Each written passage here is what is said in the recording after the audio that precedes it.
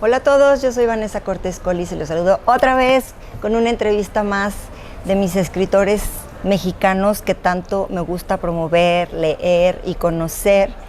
Alejandro Rosas, que tiene un montón de libros. Eso me lo tienes que decir, Alejandro, ¿cómo te alcanza a escribir tanto y tan bien? Híjole, pues mira, yo creo que escribir es un oficio. Si alguien quiere escribir, tiene que sentarse a hacerlo cotidianamente, ¿no? Es decir, no de vez en cuando. Exacto, no, hoy me llegaron las musas y la inspiración, escribo, no. Eso no es cierto. No, las musas ni existen. Tienes que escribir todos los días y hay días que vas a escribir medio renglón y hay días que vas a escribir quizá 4, 5, 10 cuartillas. Entonces, bueno, afortunadamente he tenido la oportunidad de a lo largo de... Llevo 35 años, este año estoy cumpliendo 35 años de dedicarme a la historia y estoy cumpliendo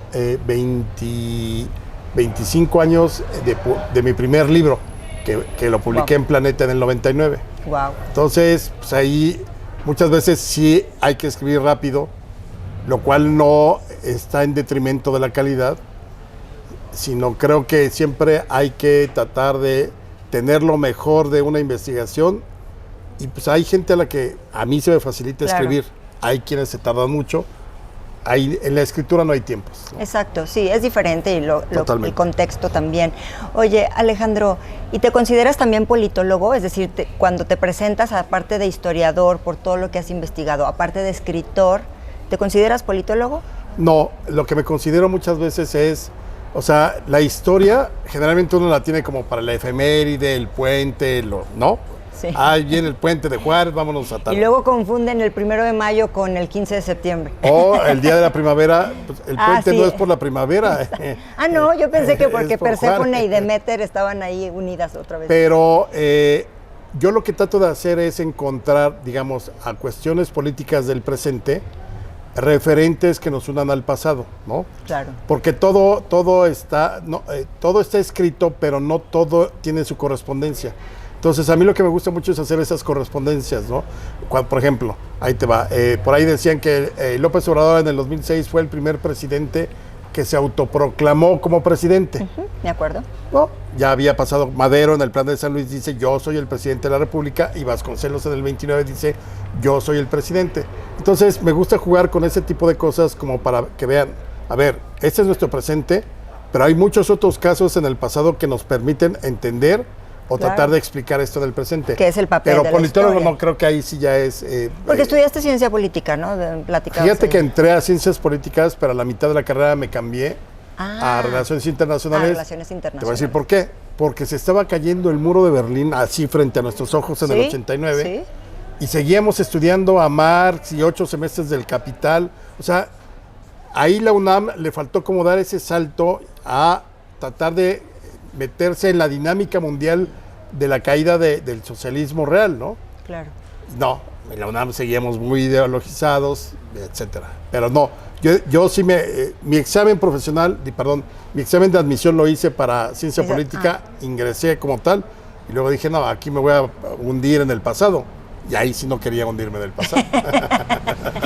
Oye, Alejandro, y yo te he leído en tus libros de historia, obviamente también en estas, como tipo, no sé cómo la pudiéramos llamar, México bizarro, no sé si sean especies de anécdotas, de crónicas, Crónicas, creo que ese sería es el nombre correcto, sí. ¿No?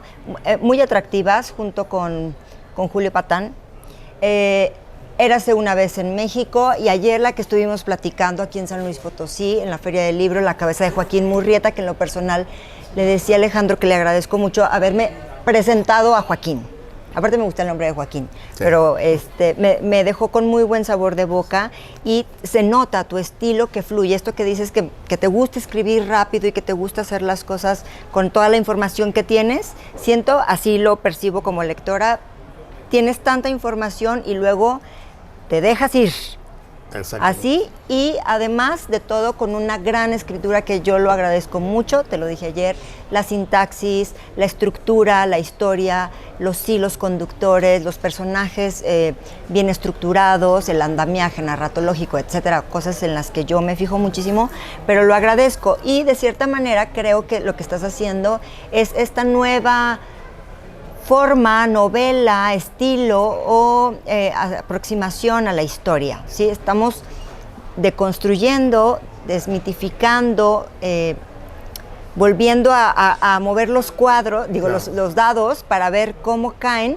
porque siguen siendo dados, es decir, están ahí, pero de diferente manera, ¿no? De cierta manera, creo que la literatura, la novela histórica, la historia novelada o la aproximación a la historia, ahora tiene que verse con diferentes ojos, a las que estábamos acostumbrados, de chiquitos. No, totalmente. O sea, yo creo que, a ver, y tú lo mencionaste ayer y me encantó y te agradezco muchísimo que hayas presentado a Joaquín Murrieta conmigo. Me encantó la conversación que pudimos tener. Yo creo que, por ejemplo, Pandemia Bizarra, Morenada, son como, te lo podría decir un poco como los aperitivos para mí. Divertimentos, además me llevo muy bien con Julio Patán, nos divertimos mucho. Sí se nota. O sea, te diviertes y todo eso. Pero ahora que regresé a Joaquín Murrieta, cuando lo escribí, me di cuenta que realmente lo que me apasiona de todo el mundo de la historia y la escritura y todo, es cuando yo, Alejandro Rosas, está solo frente a su investigación, frente a su personaje y a un hecho histórico. Entonces ahí es como de pronto, siendo muy maderista en el sentido de, entonces me desdoblo en el espíritu y de pronto ya estoy metido tratando de entender 1848, acaba de terminar la guerra contra Estados Unidos, perdimos el territorio y entonces está Murrieta. Esa parte ahora como que me volví a redescubrir, porque tenía muchas obras en coautoría, ¿no? Con Patán son 4 obras, sí. El de Checo Pérez es con Francisco Javier González, Érase una vez México con mi amiga Sandra Molina, y tengo libros que son míos. Y solo tuyos.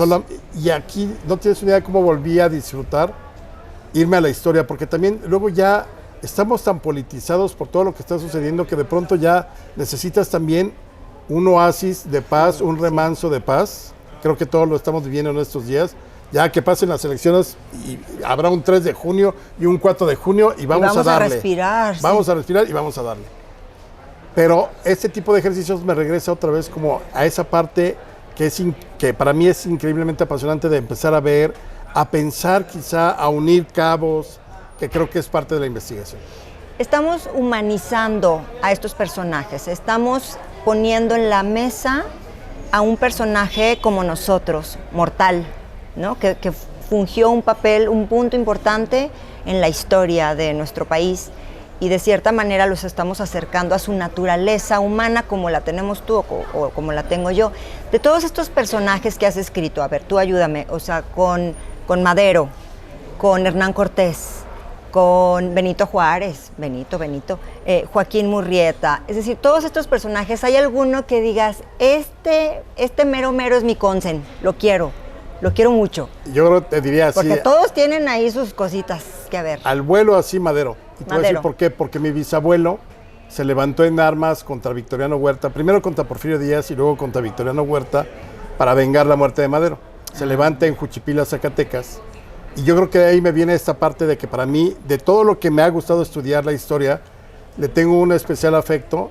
Afecto en el sentido, digo, desde luego es una tragedia, la muerte, todo, pero el sentido ya personal, familiar, que mi bisabuelo se haya levantado era el coronel Crispín Robles, que cuento en mi novela, la única novela que tengo, que es la de Sangre y Fuego, publicada por Planeta, todavía se consigue en Bucket. Cuento ahí parte de su historia.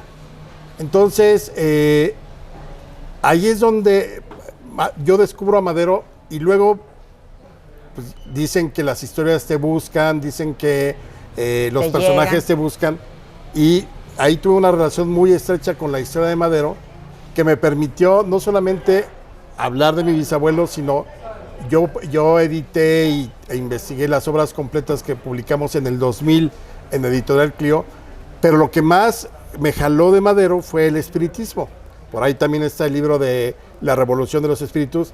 Eso, digamos, una expresión muy de nosotros, me voló los sesos. Cuando yo me acerqué ya a investigar propiamente el espiritismo, todo lo que había hecho, publicó libros, participó en congresos, publicó artículos, dije, no, pues aquí esta historia hay que contarla. Y entonces... A ver, Alejandro, percibo que te gusta mucho el discurso no oficial, es decir, te gusta mucho la ficción, sí, la magia, el espiritismo, los sentimientos, las emociones, todo eso que la historia oficial e histórica con H mayúscula nos decía que la dejáramos a un lado. Y de cierta manera a mí también me gusta, y por eso estudié literatura y por eso me gusta hablar de la ficción. Te preguntaba ayer, ¿qué poder, tú que manejas estas dos esferas muy bien, qué poder tiene la literatura que no tiene la historia y que la historia tiene que pedir prestado esa magia y ese poder a la literatura para poder entrar ahí y poder saber quién fue Joaquín Murrieta? Mira, yo ahí tengo una frase que le robo a mi querido Benito Taibo, amigo, que siempre la dice, aquí, que anda por aquí también. Sin literatura no hay historia. Claro. Entonces tú puedes Sin literatura no hay cine. Por ejemplo. No hay cine. Tú puedes tener la mejor historia, así que digas, es que me acaban de contar una historia que sería increíble. Y si no la sabes escribir, se muere la historia. No hay. Yo, y lo comentamos ayer, Vane, yo creo que a los historiadores académicos, en primera instancia y de ahí para abajo, les hace falta unos grandes talleres en cada uno de los semestres de la carrera y los posgrados de escritura. No solo redacción, porque muchos redactan bien, sí. No, ya escritura, sí. De literatura. El héroe, el personaje, exacto, el tiempo, claro, espacio. Sí. No todo es un documento frío y que lo cotejaste con otros 10 y entonces dices sí. Y lo comprobaste. Exacto. Todo eso está muy bien porque eso es parte de la historia, hablando profesionalmente.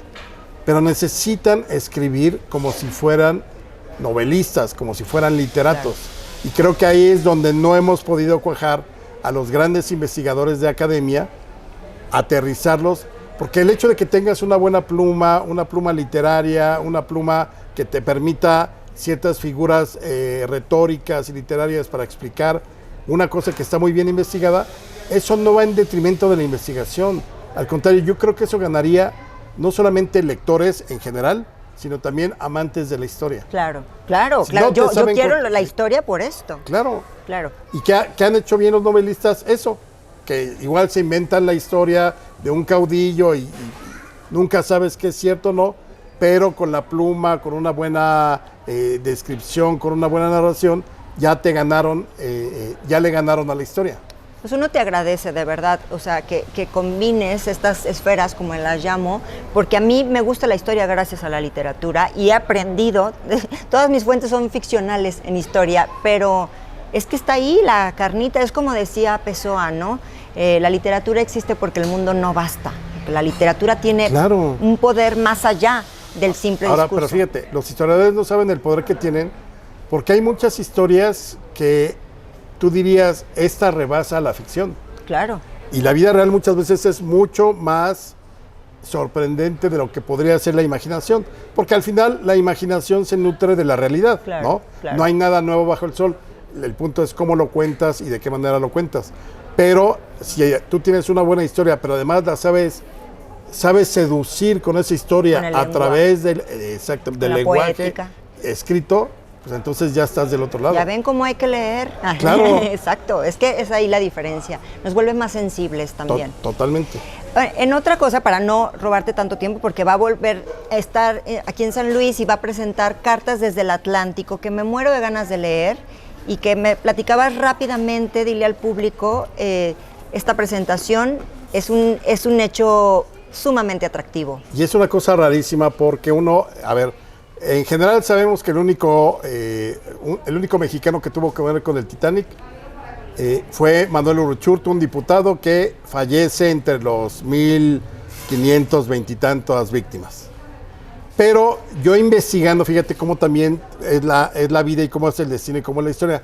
Yo estaba en Parras, Coahuila, investigando sobre Madero y llegué a la casa de un descendiente de la familia Aguirre Benavides. Los Aguirre Benavides eran parientes de Madero en Parras, y lo importante es que 3 de los hermanos fueron figuras cercanísimas a la revolución. Uno, Adrián, fue diputado de la 26 legislatura, abogado de Madero. Eugenio era general en jefe de una de las brigadas de la División del Norte, o sea, era villista y peleó con Villa. Y el menor, Luis, fue secretario particular de Pancho Villa. Entonces, por un lado tenemos a esos 3. Y por otro lado, te digo, yo estaba investigando en Parras todo lo de Madero, llego con Eugenio Aguirre, lo entrevisté sobre Madero y los Aguirre Benavides, y de pronto me saca una historia, me dice, oye, te voy a enseñar una cosa que tengo guardada, a ver si te interesa. Va a su cuarto, regresa conmigo y desdobla un mapa. Y ese mapa es la trayectoria de un barco que sale de Galveston en abril de 1912, que sale el 10 de abril de 1912, 6 de abril, y llega a Europa el 20 y tantos de abril. Lo increíble de la historia que me estaba enseñando este señor descendiente de los Aguirre Benavides es que el barco donde iba su papá, que era también hermano del villista y etcétera, el cuarto hermano, tenía 15 años, lo habían mandado a Europa a estudiar ingeniería eléctrica para que regresara a México a poner la energía eléctrica en Parras. Wow. Todo ahí normal hasta que el Frankfurt, que es el barco en el que él va, recibe la llamada de auxilio del Titanic. Y el capitán desvía la trayectoria del barco para tratar de llegar a ayudar. Llegan muy tarde, llegan 10 horas después, ya había pasado el Carpathia. Y lo que ve Gustavo Aguirre Benavides, el chavito que va en el Frankfurt, de 15 años, es los restos del naufragio, los cadáveres.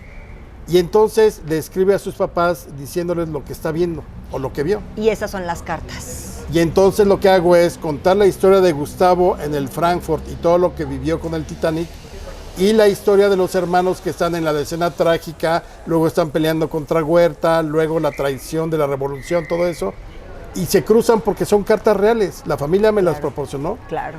Y entonces él está contando, no, pues acabo de ver el Titanic y acá nosotros estamos en armas peleando a favor de Madero. Por eso son cartas desde el Atlántico. Está padrísimo. Pero el pretexto es el Titanic, porque yo te cuento la historia de Gustavo desde la óptica de lo que se vivió en el Frankfurt. Es finalmente, como tú dices, las cartas te llegaron, la historia te llegó, este intermedio en el Atlántico entre el Titanic y México te llegó. O sea, tú buscando una cosa y ¡fum! Llegó. Por eso dicen que las historias buscan a alguien que las cuente. Claro. Y en este caso, lo único que quiero decir de cartas es, todo sucedió. O sea, no es una novela, es una crónica histórica sobre una familia que involucra, o sea, el título te parecería como aquellas películas de Juan Orol de charros contra gángsters. O sea, ¿qué tiene que ver el Titanic con la Revolución Mexicana? Ahí está. Pues aquí verán cómo... Exactamente. Es el punto de y intersección. así es de caprichosa la historia. Pues me muero de ganas de leerla, porque aparte te decía que la historia del Titanic abunda en mi casa, entre videos, películas, el propio Titanic, el de Lego, el de no Lego, el de rompecabezas. El Titanic es para nosotros muy interesante y bueno, esto me llegó también a mí. Y los espíritus te quieren, decir, te quieren los espíritus. Claro, pero lo único que te puedo decir es que Rose sí pudo salvar a Jack, y sí, no lo salvó. Y no lo salvó. Oh, ahí tenemos otro spoiler. Ok, ya para terminar, Alejandro, que no quiero quitarte tanto tiempo, el deporte. Perdóname que haga este salto entre el Titanic y la Revolución y el deporte, la Fórmula 1. ¿Por qué tienes estos libros? Es decir, ¿hay otra pasión ahí insertada específicamente con la Fórmula 1 o otros deportes que te gustan? Mira, yo siempre he visto... El motivo. No soy deportista, sino más bien me gusta ver el deporte. Sí. Pero tampoco soy un clavado. Sin embargo, la Fórmula 1 siempre desde los años 90, yo tendría unos 20 años, siempre me gustó la Fórmula 1. Sí. Y yo le llamo canitas al aire. De pronto, igual, sin deberla ni temerla, un día me dice mi editor, fuimos a comer para este libro, mi editor Gabriel Sandoval de Planeta, y fui con Francisco Javier, que seguramente todos lo conocen porque es comentarista de fútbol, muy agradable, un gran tipo que además comenta en la W, etcétera. Y entonces estando comiendo, porque siempre las grandes historias y las grandes historias para escribir surgen al calor del vino, el tequila y el whisky. Bueno, si tú quieres agregar otro, el mezcal. El mezcal. Pero siempre surgen ahí. Entonces, comiendo, ese día que comimos, acababa Checo de ganar su primer gran premio con Red Bull. Y yo no me considero un especialista de la Fórmula 1, sino un buen aficionado. Claro, me levanto claro, a las 7 o a las 3 o a la hora que sea desde hace años.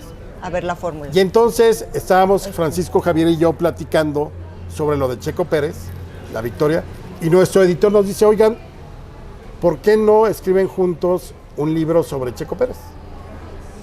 Y entonces los dos dijimos, ¿en serio? Sí.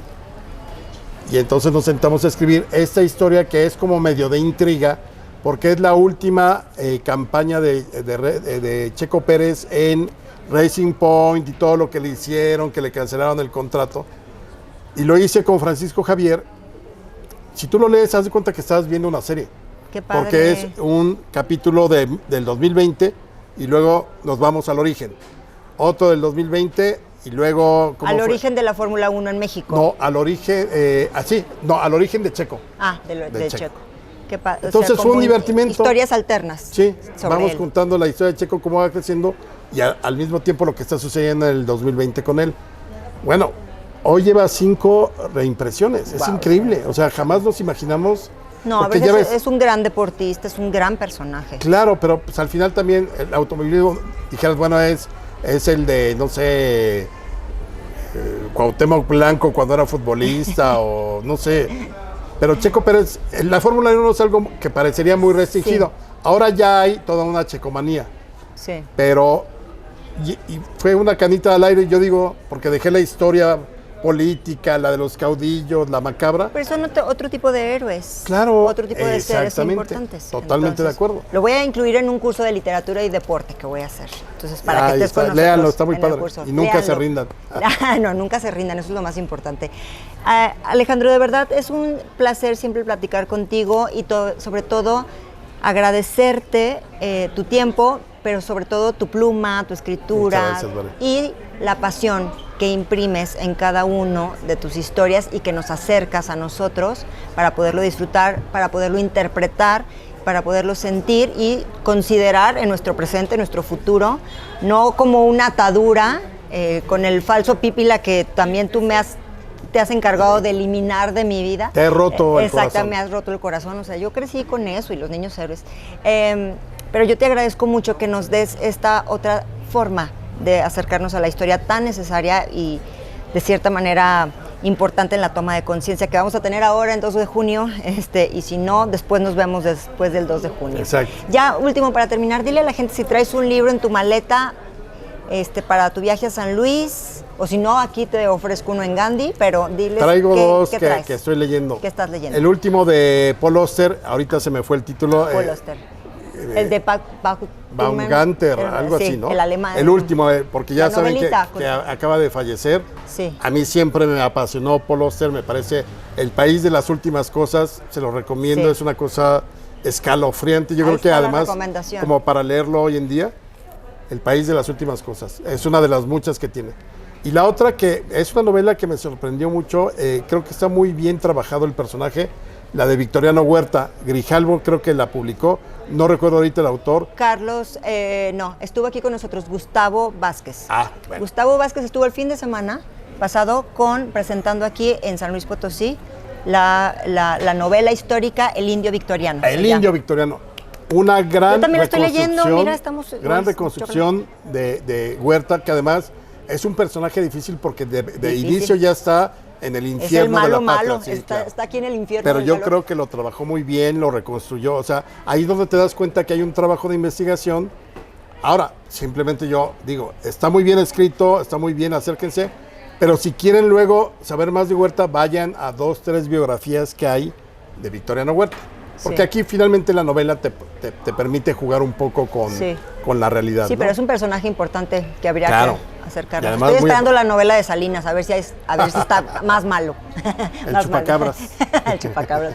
Te agradezco mucho y bienvenido otra vez a San Luis. Esta es tu casa, Gandhi es tu casa y cuando quieras nosotros te leemos con muchísimo gusto. Ayer viste todos tus fans que tienes, tiene muchos fans, muchos seguidores, muchos lectores. Muchas gracias. Y es una nueva forma de leer nuestra historia. Muchas gracias, Vale, Alejandro. muchas gracias, como siempre, por este espacio.